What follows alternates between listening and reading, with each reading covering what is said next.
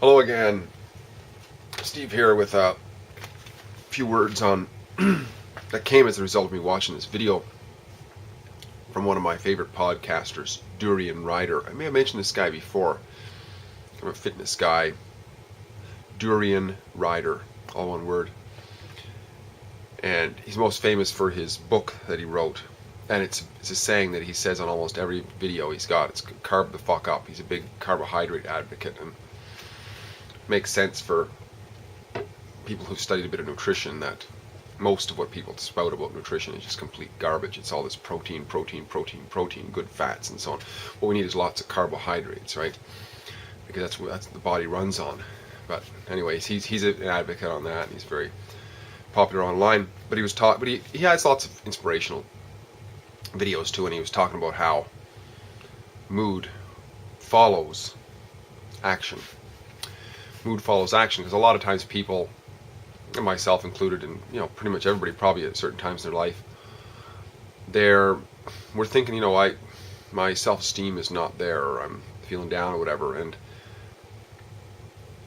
is there something we can do about it? This is a good lead into, in a couple of weeks we're going to be having a live discussion here in Saskatoon. If you're in this area, whatever, feel free to come by and join us, about how when we have those down days or those depressed days or whatever it is, our mood is down, right? What can we do to bring ourselves up? Well, if we think of ourselves, just some comments right off the top of my head here, but if we are individually, what we know that we have, anyways, the faculties, mentality, physiology, emotionality, right? Well, if we think about it, there's kind of an order there. Mental, physical, emotions. Because for us to take action, if it's true that mood follows action, then therefore we got to take action first. And to take action, we got to use mental strength, right? If I was to say to myself, I'm going to go walk around the block, well, there has to be sort of a mental decision that takes place, and then the body is driven to action. And as a result of that, if it's what I wanted to do, then I get to feel a little bit better, right? And this is talked about by a lot of people. I remember lots of others as well. I remember there's this book called, and I mentioned it before, Man's Search for Meaning, Viktor Frankl. Viktor Frankl was a guy who, and I think he was a psychologist or something like that. He had a very educated guy anyways, and he had spent time in Auschwitz during the Second World War. He talked a lot about different things and about people having to have meaning in their life to get through really hard times like that, right? But he talked about at one point that happiness can never be achieved. And happiness, of course, is a mood, I guess you say, or an emotion, right? But it can never be arrived at in the quest for it itself. So we don't chase after happiness to find happiness. Mood follows the action. So if we live in accordance to our inner purpose, our principles and so on, we take consistent action, we're mental activity, physical activity, and so on, and we actually achieve, we make headway, we're like Earl Nightingale used to talk about success, the continued realization of a worthy ideal. If we continue on that success path that was worthy for us, then we have that up mood, right? We can actually feel that happiness, that contentment, that sense of achievement. And I think it's really important to realize when we do, especially when we experience those down days, just to keep that in the back of our mind, if we will. Sort of, if I'm feeling down, well, there's something I can do. I can, especially if we have in our lives a bigger picture of something more than ourselves in a way, sort of like working on a project, or we have a principle, have a worthy ideal, this sort of thing. So we have that down day, we can ask ourselves, what is it that I can involve myself in which would help to further that? And when we have an ideal, a vision for what we want, and we have benchmarks and we break it down into goals and action steps and so on, all we have to do is look around, and there's always another part to the goal that we can work on. And when we set out to do that, I've noticed it for myself at times when I do feel down a little bit. Well, you know what? The shed is looking awful messy and it's been bothering the hell out of me for a long time. And having a more organized life helps me with my goals. So I'm going to go out, I'm going to spend several hours tidying it up, putting everything back in order, get rid of a bunch of junk. And when it's done, I get to feel a lot better. So that's an example of the mood following the actions I took. And it helps us to leapfrog out. Now, at our last discussion we had, live discussion we had, there was people who talked about clinical depression and this sort of thing, where people are, like beyond that sort of repair. I don't know. I'm not going to make any comments on that. I don't know enough about it to really, but that's not always the case, right? A lot of times it's just feeling a little bit down the dumpers for a while, or ate too much over Christmas or something like that.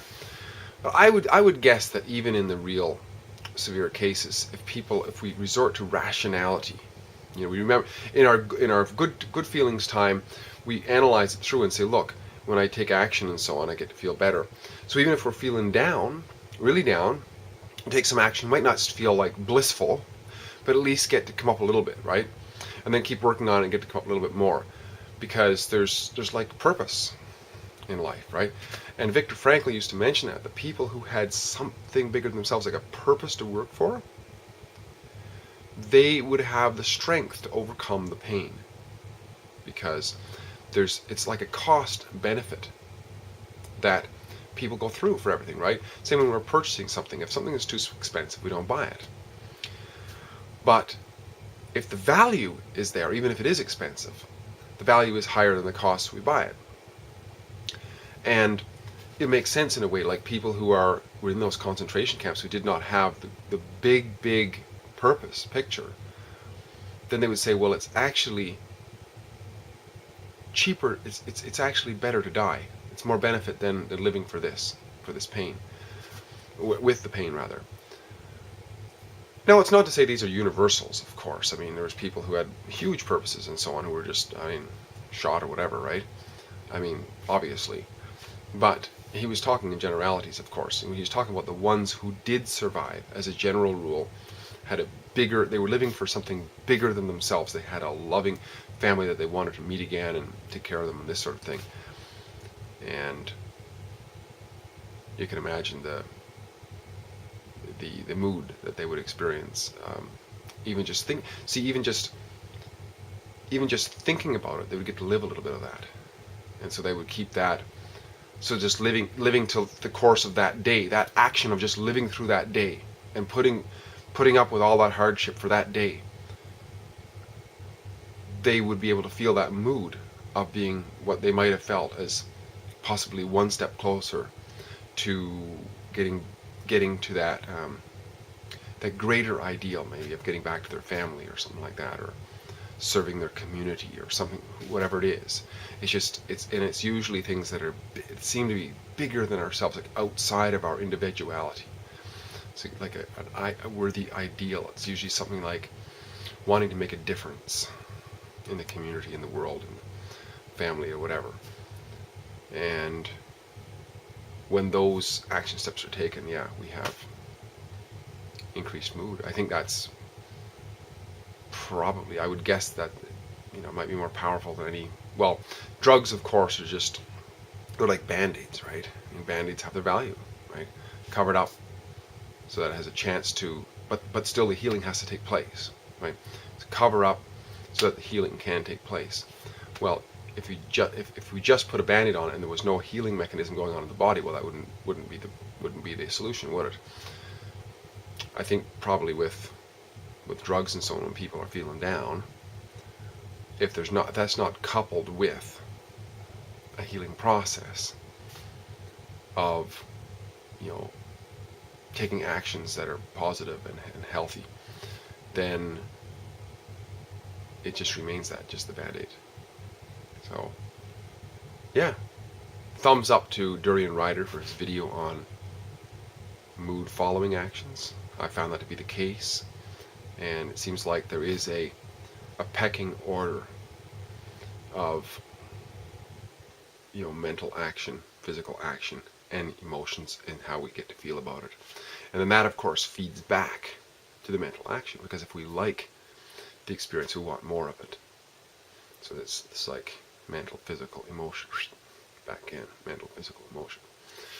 And we get to improve the quality of our life experience. Just a few thoughts. What do you think? Look forward to having this chat in more depth on the 10th of March. Haven't found a location yet, which soon will. Nice talking to you again. My name is Steve. I'll sign off for now. We'll talk again soon. Bye-bye for now.